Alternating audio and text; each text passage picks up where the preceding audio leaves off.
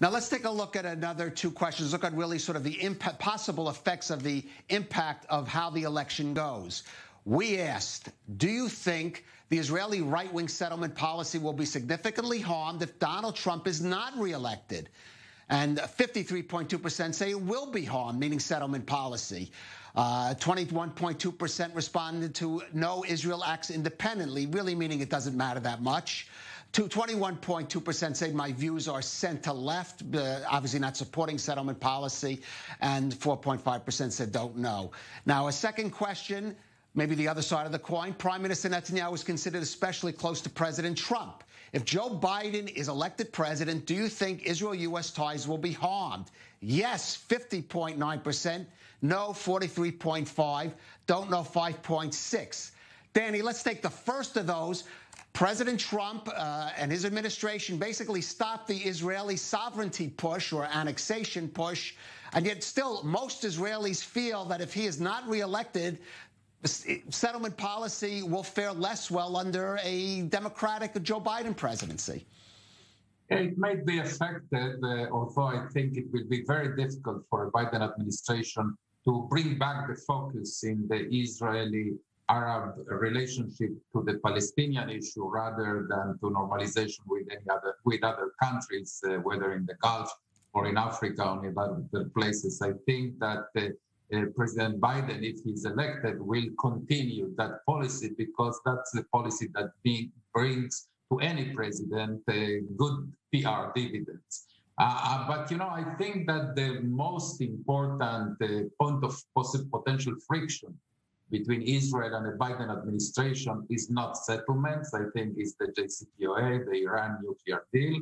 It's quite clear that the Biden administration, a Democratic administration, will strive to return to the JCPOA from which President Trump withdrew, because that's a legacy of the Obama-Biden administration.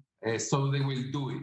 And we will have to be very diplomatic in convincing potential Biden administration not to do it as is, but to negotiate toughly with the Iranians in case they return for a new deal, an amended deal, if they return to the JCPOA. I expect that to be the first and probably the most acute point of friction between Israel and a probable Biden administration. Oh, and briefly, over 50% of Israelis barely do think U.S. ties will be harmed. If Joe Biden, Israel ties will be harmed.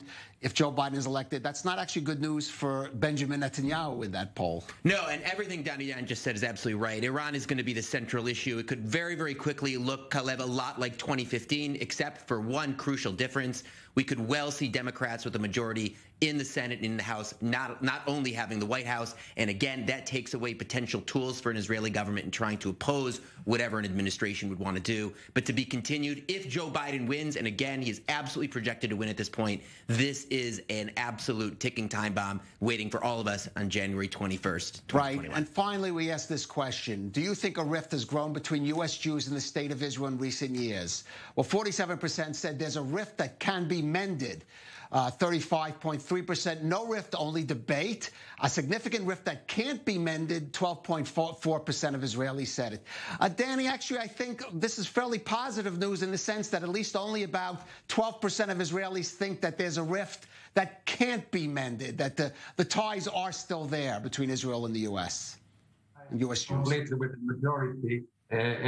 First of all, I agree with the majority empirically, but also, in principle, I think that our relationship, although we are Jews, our marriage between Israel and the world Jewry is a kind of, is ruled by the Catholic rules. There is no divorce in our relationship. And even if there are difficulties, we have to work to bridge them up, and I'm sure we can. We need a serious effort. Both sides of the ocean are to blame for the problems we have, and we have to do better. We can do better. We must do better. Briefly, Owen, as Danny says, an argument maybe, but not a divorce. Absolutely, Caleb. And you know what's really interesting? When you break down these numbers again along the political spectrum, right-wingers are more likely to say that these are legitimate differences and there's no rift, and left-wing voters more likely to say that there's a rift that can be mended. But if you look at that third option, a rift that can't be mended, across the board just about the same. It doesn't budge too much from that 12% figure. Also, maybe even more reason for optimism that across the political spectrum here in Israel, Israelis are optimistic in the long term about the relationship with American Jews. But it'd be interesting to ask American Jews the same question and see how they feel.